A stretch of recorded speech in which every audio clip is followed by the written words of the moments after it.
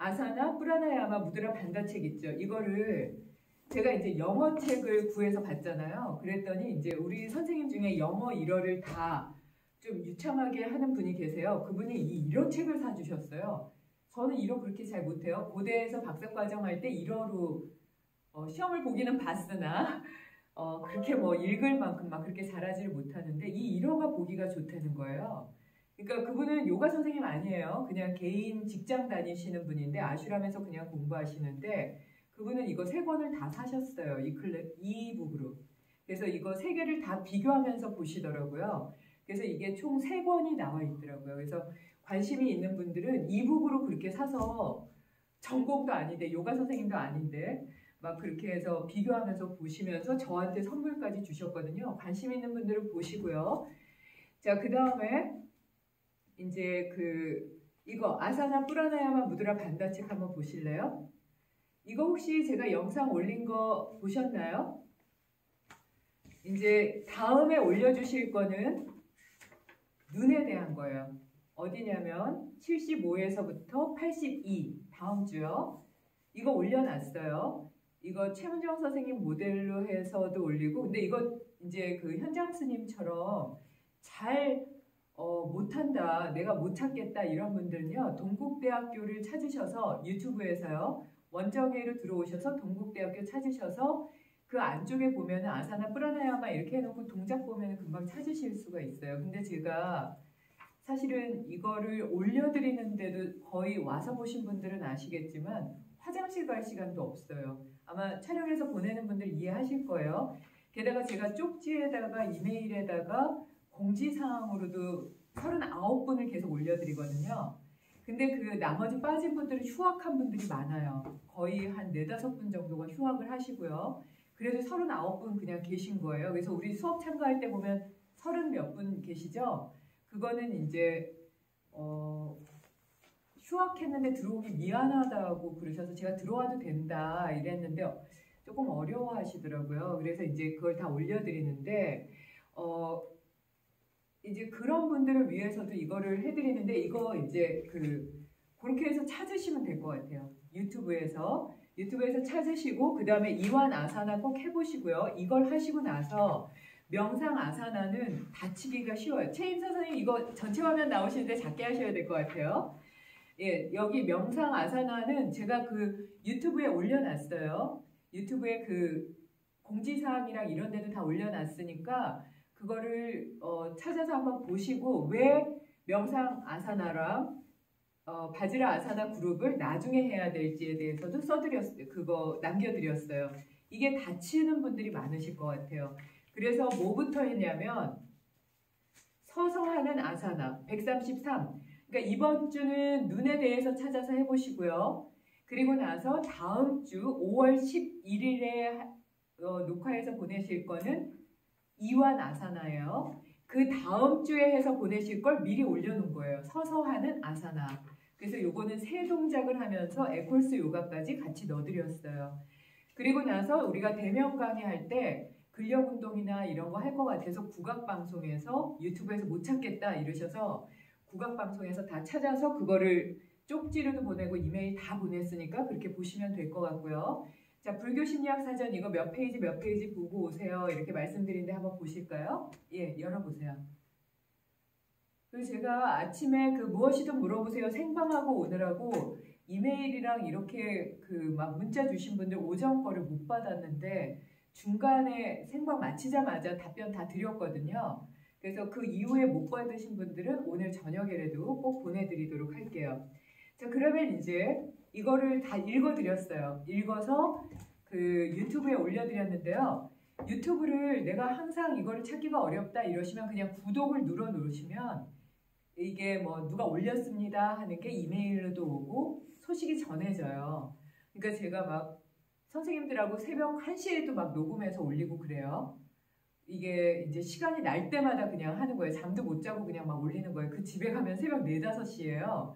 그러니까 제가 다른 거 이거 이상의 뭐 내가 앞에 보이는 파일 중에 못 찾겠다 이러시면 그거는 좀 성의껏 찾으셔야 돼요.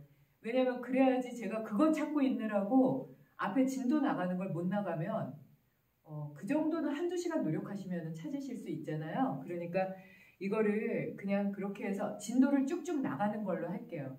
왜냐면 유튜브 영상은 남아있으니까요. 저한테 영상 그거 찾아주세요 이렇게 연락 주시면은 아마 서운하실 거예요. 그거 찾을 시간이 없어요. 이게 쭉쭉 나가야 돼서요. 자, 그러면 이제 여기 속박을 들어가는데요. 자, 그리고 천태에 대해서도 천태에서 해탈을 어떻게 보냐도 말씀을 드렸는데요. 이제 점점 학기 초에 말씀드린 불교 심리학 연구, 이게 제가 시간 되면 꼭 할 거거든요. 다음 학기에 하든 그 다음에 학기에 하든 이게 더 심화된 내용인데요. 이것과도 연결해서 보시면 좋을 내용들이 나와요. 그래서 이 책을 같이 보시면서 자, 102페이지 볼게요. 자, 그러면 우리가 이제 볼 내용이, 제가 이렇게 마이크 대면 울리시나요? 울리세요? 유튜브에는 이게 더 좋고요. 지금 수업은 이거 빼는 게 좋다 그러면 뺄게요. 이렇게 되면 좋으세요? 알았어요. 예.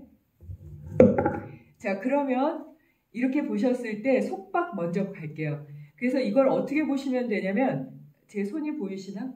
동그랗게, 이게 이제 속박이라고 보면 그 안에, 속박의 안에 번뇌가 있고 수면이 있고 루가 있어요.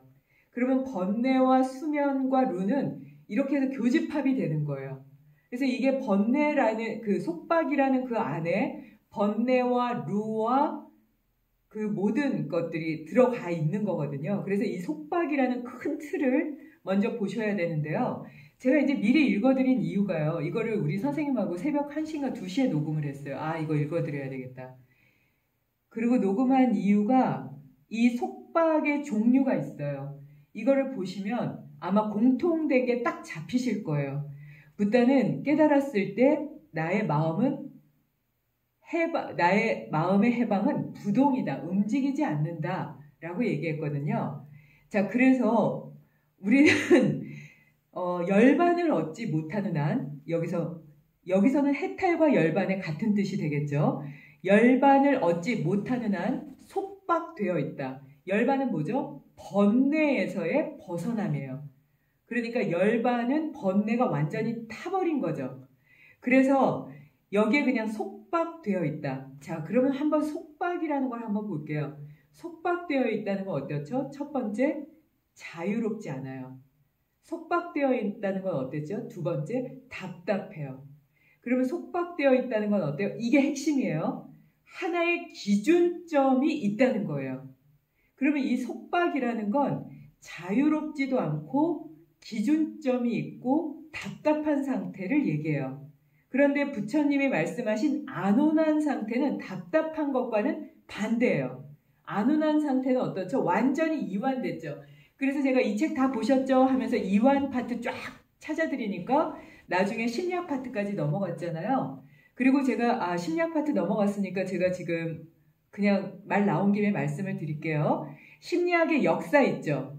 뒤에 보시면 그거 다 읽어드렸어요. 이거는 우리 그러니까 수행에 직접 도움이 안 돼요. 심리학 역사 알아봤자 분투에서부터 어떻게 시작되어서 프로이드까지 어떻게 와서 중간에 뭐 제임스도 나오고 하잖아요. 그래서 그게 응용심리학으로 어떻게 쭉 이어져 가고 있는가. 지금 인지심리학까지 오기까지. 그리고 그 인지심리학에서 어떻게 넘어가는가. 최임수 선생님 계속 나오고 계세요. 전 반가운데 다른 분들도 화면 전체에 나오시지 않나? 예. 최임수 선생님 계속 나오고. 전 좋아요. 그래서 이 역사에 대해서는 시간 낭비일 것 같아서 그냥 쫙 읽어드렸어요. 그래도 알고 계시면, 그 흐름을 알고 계시면 좀 전체적으로 이해가 될 것 같아서 심리학 공부 안 하신 분들은 좀 답답할 수가 있잖아요. 그래서 그 심리학을 그냥 종류가 이런 게 있습니다 해서 그냥 알아두시면 좋을 것 같아서 쭉 읽어드렸는데요. 심리학의 종류도 그렇게 그냥 읽어드리려고 해요. 예, 그리고 꼭 알아야 되는 뭐 게슈탈트 이론이라든지 인지심리학이나 애착심리 같은 거, 그런 것들은 조금 같이 한번 내용을 나아가도록 할게요. 자, 그래서 이제 이 속박에 대해서 얘기를 하면서 번뇌나 이런 얘기를 해야 될 텐데요. 이렇게 속박이 돼 있다는 건 자유롭지도 않고 안온하지도 않고, 아까 말씀드린 대로 심리학에서도 이완을 얘기하고 그것이 안온한 상태로 간다 할 정도로 아주 중요한 파트인데요. 이렇게 속박되어 있다는 건 결국은 뭐냐면 해탈하지 못한 상태, 열반으로 가지 못하는 상태를 얘기해요. 자, 그러면 그렇게 나를 속박하고 해탈로 못 가게 하는 게 몇 가지 항목이 있는지를 한번 볼 필요가 있는데 이 책이 아주 잘 정리해 놨어요. 자, 그러면 이제 여기에서 다 그건 읽어드렸으니까 다시 안 읽어드리고요. 자, 그럼 나를 속박하는 거 첫 번째가 뭘 것 같아요? 제일 많은 거. 지금 한 가지 신체적인 속박, 그 다음에 멍해, 그 다음에 족쇄, 삼결이요. 그 다음에 하위, 오화분결, 오상분결, 칠결 해서 쭉 나오는데 여기서 제일 많이 나오는 항목이 뭘 것 같아요? 찾아보셨나요? 이게 욕망이에요. 그래서 욕망이 5번 반복되고요. 거기에 욕망과 비슷한 형식의 욕구가 또 들어가게 돼요. 그러니까 욕망과 욕구가 있으면 자유롭지 않게 되는 거예요. 그래서 요즘에 부부의 세계라는 드라마가 있어요. 막장 드라마요. 저 잘 보지는 않는데 드라마 별로 안 좋아하는데 어떻게 하다 보면 그 시간에 자꾸 틀게 돼서 이제 뭐지? 이러고 보게 되는 거예요.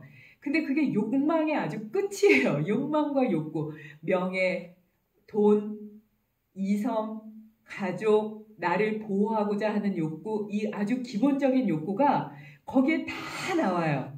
그래서 욕구 때문에 얼마나 괴로워지고 그에 의해서 족쇄에 이게 완전히 그냥 이렇게 자유롭지 않은 상태가 되는지. 그러니까 나를 자유롭게 못하게 하고 우리가 깨닫지 못하는 첫 번째가 욕망, 욕구예요. 이거를 제일 그냥 아주 대중적으로 풀어주신 게 법정 스님의 무소유죠. 난 화분 하나를 이걸 갖고 있고자 하는 욕구와 욕망 때문에 내가 버스를 타고 가면서도 어디를 이동하면서도 난에게 족쇄가 채워져 있더라.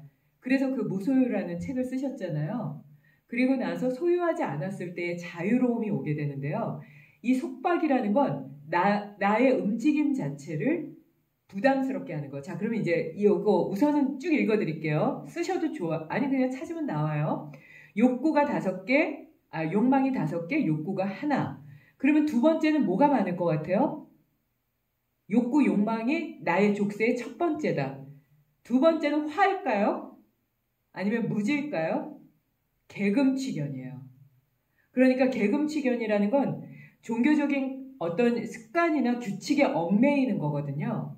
이거 좋을 것 같고 계율이나 금계, 권계 이런 거 요가의 8지칙에도 나오는데 그게 왜 나를 괴롭게 만들어? 이걸 한번 고민해 보실 필요가 있고요. 유튜브에 올려드렸어요. 그러니까 욕구, 욕망이 가장 나를 얽매이고요. 두 번째는 계금치견, 계율에 얽매이는 것. 이게 이제 두 번째 나의 속박이 돼버리는 거예요. 그럼 세 번째는 뭘 것 같아요? 내가 생존하고 있다. 유신견. 나는 있다. being 하는 거. 이게 이제 유라고도 나오기도 하고 유신견이라고 나오기도 하고 생존의 욕구라고 나오기도 하니까 이건 또다시 욕망과 연결이 돼요. 이게 나를 속박해요. 살고자 하기 때문에, 잘 살고자 하기 때문에 여기에 얽매이게 되는 거예요. 자, 그러면 그 다음에는 뭐가 나오죠? 우리가 생각할 때 정말 문제가 많다 하는 분노. 이거는 한 2개 나와요. 그러니까 그 밑에 나오는 거죠. 욕구, 욕망, 그 다음에 계금치견, 그 다음에 내가 살아있어야 돼. 이것에 대한 욕구와 욕망이 그 다음인 거예요. 그러니까 분노가 좀 더 낮은 거죠. 분노가 2개가 나오고요. 자만심도 그렇게 안 좋다 그러지만 2개가 나와요. 그리고 또 거기에 뭐가 나오냐면 의심하는 것. 내가 깨달을 수 있어. 뭐 계율 그거 지켜봤자 뭐 이렇게 되지 않을까 싶어요. 그래서 지금 말씀드리는 것처럼 속박되는 거. 나는 어디에 속박되나를 한번 보셔야 되는데요. 자, 그러면 첫 번째 욕구, 욕망부터 한번 볼게요. 욕구와 욕망에 속박되면 자유롭지 않다. 우선은 내가 먹고 싶은 것에 집착하거나 명예에 집착하거나 돈에 집착하게 되면 어때요? 욕구를 만족시키기 위해서 사람들은 도덕적인 것도 버리고 부끄러운 것, 참 괴에 대해서 부끄러울 참 부끄러울 괴에 대해서도 이 글을 보시라고 그랬죠. 그것에 대해서도 그냥 뭐 무덤덤하게 하면서 그 욕구의 족쇄에 얽매여서 내 삶을 거의 버리듯이 살아요. 그래서 사람들은 내가 하고 싶은 말을 만족시켜서 상대방에게 얻고 싶은 말을 위해서 그냥 막 화도 내고 짜증도 내고 내가 하고 싶은 대로 막 행동하죠. 이게 욕구와 욕망을 만족시키기 위해서 하는 행동들이에요. 그리고 나면 어떻게 돼요? 부끄러워지죠. 근데 그 부끄러움조차 얻게 되면 발전도 못한다. 그러니까 욕구와 욕망은 아주 기본적인 거기 때문에 이게 거의 분출되듯이 나오죠. 그래서 이게 거의 폭류하듯이 그냥 이게 폭류한다는 건 댐이 이렇게 갇혀 있다가 문을 열면 이게 그냥 쫙 쏟아지잖아요. 그렇게 그냥 폭류해 버리는 게 욕망과 욕구예요. 그러니까 이거는 평상시에 늘 조절하고 조율하지 않으면 내가 족쇄로 채워질 수밖에 없어요. 그래서 새벽에 일어나세요. 뭐 생명을 죽인 음식 먹지 마세요. 뭐 이렇게 돼버리는 거거든요. 그러니까 그런 것들을 지키지 않으면 상대방에게 하고 싶은 말을 뭐 수백 번이라도 반복해서 내가 얻고 싶은 말을 막 얻어내야 되고요. 그리고 뭐 상대방의 입장은 생각하지 않고 나의 이기심만을 채우기 위해서 막 말하고 행동하고 그리고 그 나중에 그 업을 다시 받게 되죠. 그래서 이 욕망과 욕구에 대해서 명확하게 보고 이거를 넘어가야 되기 때문에 오온에 대해서도 말씀하시고 오치온에 대해서도 말씀하시고 이 감각을 잘 다스려라. 그러니까 이것만 잘 다스리면 해탈과 열반으로 가는 그 기본적인 단계에 들어서게 되는 거겠죠. 그러니까 이거에 대해서 아주 항상 바라보고 항상 집중해라 하는 게 사마타 윗바사나의 방법이기도 하죠. 그럼 이제 두 번째로 넘어갈게요. 개금취견. 이거를 제가 사회적인 부분에서만 유튜브에는 올려드렸어요. 그래서 결혼에 대해서 얘기하면서 정말 행복하고 잘 살 수 있는데 이 개금취견 때문에 사람들이 잘 행동하지도 못하고 이것에 얽매여서 하다못해 평생을 살아야 될 사람도 잘 선택하지 못하는 어리석음으로 가게 됩니다. 이런 말씀을 드렸었거든요. 그러니까 이 개금취견을 여기에서는 종교적인 생활습관 그리고 규칙에 얽매이는 것이라고 얘기했어요. 예를 들면 이제 종교적인 측면에서 한번 볼게요. 같이 단체 생활을 하시는 거예요. 근데 단체 생활을 하다 보면 그 사람을 알게 되죠. 근데 단체 생활을 하면서 상대방의 입장을 고려하지 않아요. 그래서 나는 새벽에 나가서 지금 명상을 하고 기도를 할 정도의 몸의 상태가 아닌데 그냥 오로지 규칙에만 얽매여 있는 거예요. 근데 이 사람은 한 일주일 정도 지금 푹 쉬어야 돼요. 그동안 너무 수행을 열심히 해서요. 그러면 좀 쉴 필요가 있는 거죠. 우리 그 아주 유명한 선사 중에 한 분인데 제가 그 성함은 자꾸 잊어버렸는데요. 이제 수제자가 들어온 거예요. 근데 계율상 고기를 먹으면 안 되는 거예요. 근데 그 스님이 현대에 오셨을 때 깨달은 분이에요. 그 유명한 스님이신데 제가 이름, 성함을, 법명을 까먹었어요. 근데 이제 나는 머리를 깎겠습니다 하고 왔는데 이렇게 봤을 때 건강 상태가 너무 안 좋고 병원에 가서 진단을 해보니까 이분은 조금 육식을 해야 되고 그리고 사골 국물도 열심히 좀 드셔야지 뼈도 잘 붙고 이제 건강하게 되겠다. 그래서 지혜롭게 그러면은 계율을 어긴다는 너의 죄의식도 없애고 네가 경강에서 들어와서 수행하는 데 도움이 되기 위해서는 사골집에 가서 아르바이트를 하면서 거기에서 몸이 좀 단단해지고 뼈도 단단해져서 들어와서 참선을 할 정도의 최임 선생님이 계속 나오고 계세요. 그 단단할 정도가 되면 그러면 다시 들어와라 해서 이제 뭐 몇 년 후에 다시 들어왔을 때 그때 출가할 수 있게 허락을 하셨다고 하거든요. 아주 지혜로우시죠. 그래서 그런 방법으로 계율에서 벗어나지 않으면서도 누군가를 도울 수 있는 방편을 생각하면 좋은데 이건 계율이야. 당신은 지금 이 상태이기 때문에 여기에 꼭 지켜야 돼 해서 더 소중한 생명이나 더 소중한 어떤 일도 못하는 경우가 생길 수도 있고요. 거기에 얽매여만 있다 보면 깨달음의 길은 정말 다각적이죠. 그래서 뭐 인도에는 겐지즈강에 가면 죽은 사람을 먹는 그 깨달은 자도 있었어요. 그게 마치 바나나 더미 같았다라고 스와미 라마께서는 회상하세요. 그래서 그 바나나 더미처럼 보이는 걸 나중에 보니까 겐지즈강에 흘러가는 시체였다는 거예요. 근데 그거를 그냥 생으로 드셨다 그래요. 그래서 그거를 뭐 업을 없애는 근데 그분은 깨달은 그 반열에 들어가신 분이라 그러거든요. 아주 특별한 경우죠. 그래서 그런 경우도 있고 그래서 우리나라에도 보면은 뭐 거지 성자나 뭐 청소부가 된 성자처럼 그렇게 아주 다각적인 면으로 특별한 경우에는 전통적인 방법이 아니라 그만의 방법으로 깨닫는 방법도 있다는 걸 우리는 아직 깨닫지 못했으니까 깨달은 분의 눈으로 보고 그걸 인정할 수도 있는데 어리석은 그 잣대로 딱 여기에 맞춰야만 돼 라고 하는 거는 문제가 있다는 거죠. 그래서 계금치견이라는 건 아주 다각적으로, 사회적으로, 그리고 종교적으로 여러 가지 측면에서 너무 틀에 얽매이는 것, 여기에서 좀 벗어나야 되는 것, 이렇게 좀 생각하면 어떨까 싶고요. 계금치견에 잘못 얽매이면 이게 죄책감까지도 연결되면서 죄의식 때문에 주저앉게 될 수도 있거든요.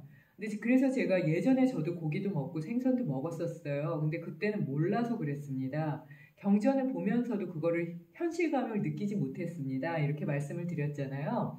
그러면 그냥 당신은 그때 고기 먹었으니까 당신은 수행자 아니야 이러면 뭐 그분의 판단이긴 하지만 저는 이제 그 과거를 벗고 다시 시작하는 거거든요. 그러니까 계금치견이라는 건 아주 특별한 나만이 맞다는 아주 편견으로도 들어갈 수 있지만 그것을 바로 지켰을 때 계정에서 계를 지켜야지 또 정으로 갈 수 있죠. 그러니까 계율이라는 건 아주 중요하고 그거를 잘 지키면 많은 분들, 대부분의 분들이 혜택을 받고 많은 좋은 수행의 길로 들어갈 수 있지만 아닐 경우도 있다는 걸 지혜롭게 판단할 수 있어야 된다는 그런 면도 있지 않은가 싶어요. 그래서 이 계금치견만 한 학기 넘게 해도 이게 아주 굉장히 포괄적이지 않은가 싶어서 이게 선입견에 갖지 않아야 될 것 같고요. 기본적인 거를 따라야 될 것 같아요. 부처님이 말씀하신 불살생, 그리고 나도 행복하지만 항상 상대방의 입장에서, 그리고 가장 중요한 건 말. 그래서 침묵하라고. 말이 항상 나를 고통스럽게 하고 법구경이나 수다니파따나 모든 경전에 나오죠. 천수경의 맨 앞에 나오기도 하고요. 그래서 말에 대해서 조심하면서 행동을 하는 것, 이런 아주 기본적인 거는 지켜야 되겠지만 계금치견에 얽매여서 정말 나아갈 수 있는데도 거기에 주저앉아 있는 그런 경우는 없어야 될 것 같아요. 그래서 욕망과 욕구에 대해서 명확하게 보면 계금치견에 얽매이지 않을 것 같거든요. 특히 이제 요번에 유튜브를 만들면서 제가 정말 고마웠고 감동을 받았던 게 몇 분은 메일도 주시고 전화도 하시고 카톡으로도 솔직히 얘기하겠다고 하시면서 당신은 당신 자신이요. 당신 자신에 대한 이미지에 얽매여서 그 욕망과 욕구에 얽매여서 사실은 영상 찍는 게 두렵다. 이렇게 말씀하신 분들이 몇 분 계세요. 그래서 제가 그러면 안 쓰셔도 된다고. 굉장히 좋은 면이거든요. 나를 보는 거잖아요. 사실은 저도 영상 찍는 게 두렵고 저는 방송을 많이 했기 때문에 아는 사람이 더 두렵거든요. 더 긴장하고 어려워요. 그런데 그 문을 부수고 저는 제 그 욕구와 욕망을 알기 때문에 부수고 하는 거고요. 새벽 1~2시에 막 올릴 때는 갑자기 막 샤워하다 나와서도 그냥 생각나면 막 올리는 거거든요. 그러니까 예뻐 보여야 된다, 잘 보여야 된다, 다른 사람이 어떻게 볼까에 대한 그 두려움, 그것을 깨고 그냥 나눈다 하나만 딱 잡고 그냥 갈 때 유튜브 영상을 저도 올릴 수 있어요.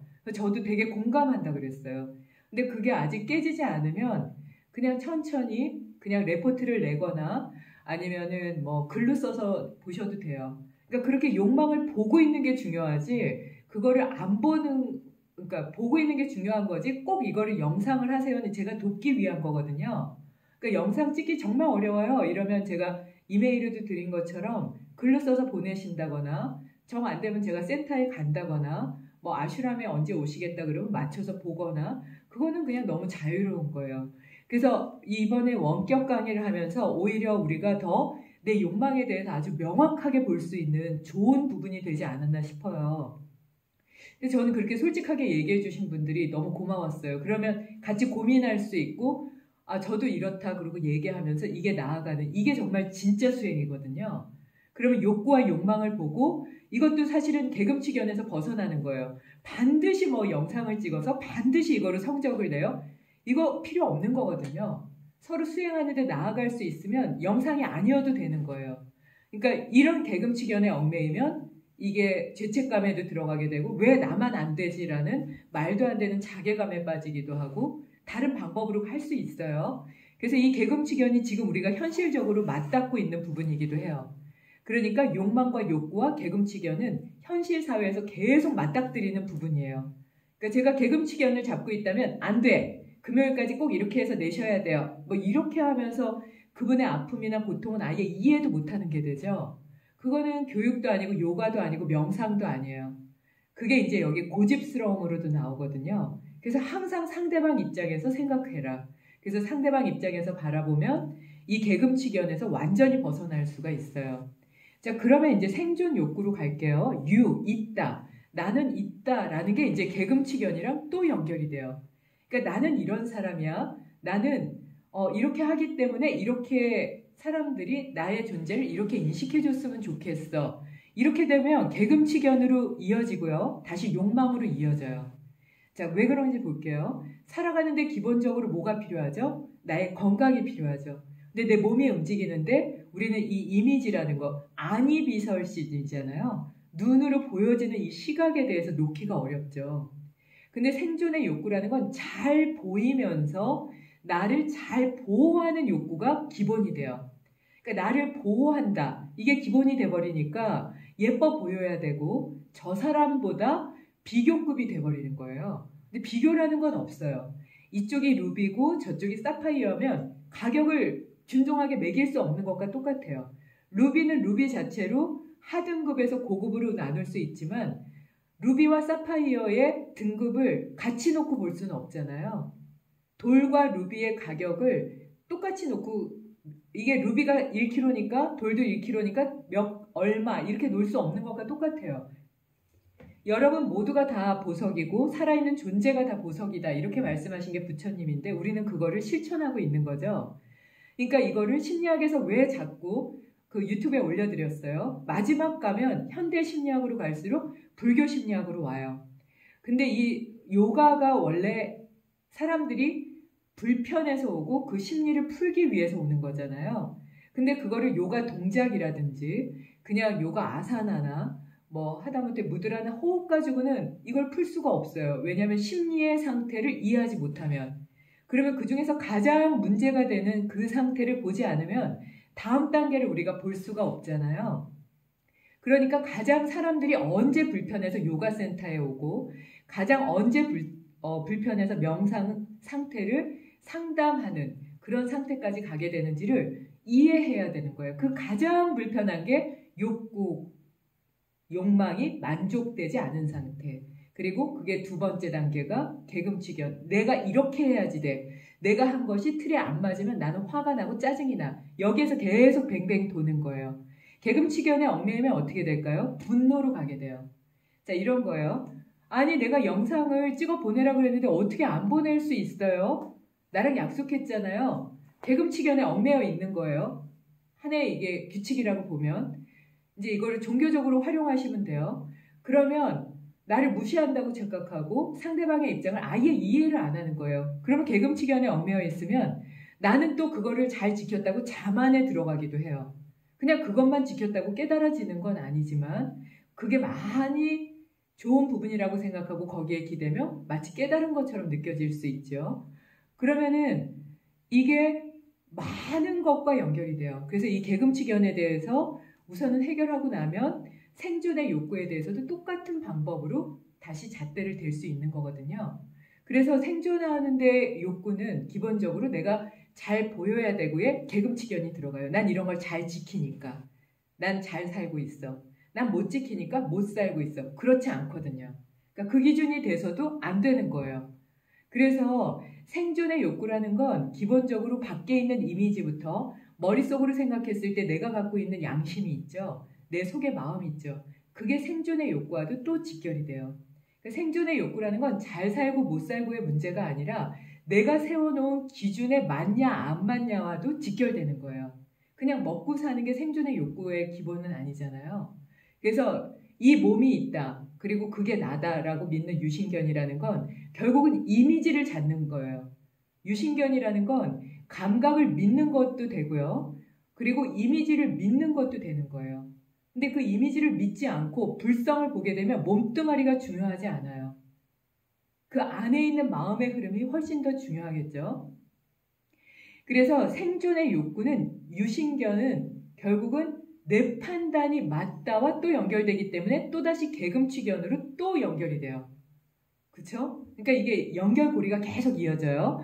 자, 그래서 이 마지막에 보면 뭐가 있냐면 무지가 있어요. 근데 무명행식 할 때 그 무명과 무지는 상통하는 부분이 있는데도 우리가 족쇄에 들어가는 게 무명이 바탕이 되고 무지가 바탕이 되는 그것도 있지만 그 힘은 조금 작다는 거예요. 무엇에 비해서? 욕망과 개금치견, 나는 이렇다 하는 것보다 그거를 여태껏 설명드린 거예요. 왜? 이미지를 보기 때문에. 그래서 나는 있고 그 감각을 믿고 나아가기 때문에 생존하고 개금치견에 얽매이면서 욕구의 족쇄를 채우게 된다. 그리고 그 이후에 나오는 게 분노와 무지와 자만이 같이 이어진다. 그러니까 그걸 믿는 것 자체가 무지고요. 이걸 자꾸 잡는데 이게 안 잡히면 화가 나니까 그 이후에 오는 게 화인 거예요. 그리고 나서 이게 잘 이어졌을 때는 또 자만심에 빠지게 돼요. 그러니까 요 세 개를 잊으시면 안 돼요. 욕망, 개금치견, 내가 생존하고 있다. 나는 있다. 그것이 몸뚱아리로 존재한다. 자, 그러면 이제 우선 여기에 대해서, 그래서 5개에 대해서 우리가 본 거예요. 자, 그러면 이제 속박하고 있는 그것으로 넘어갈게요. 자, 넘어갑니다.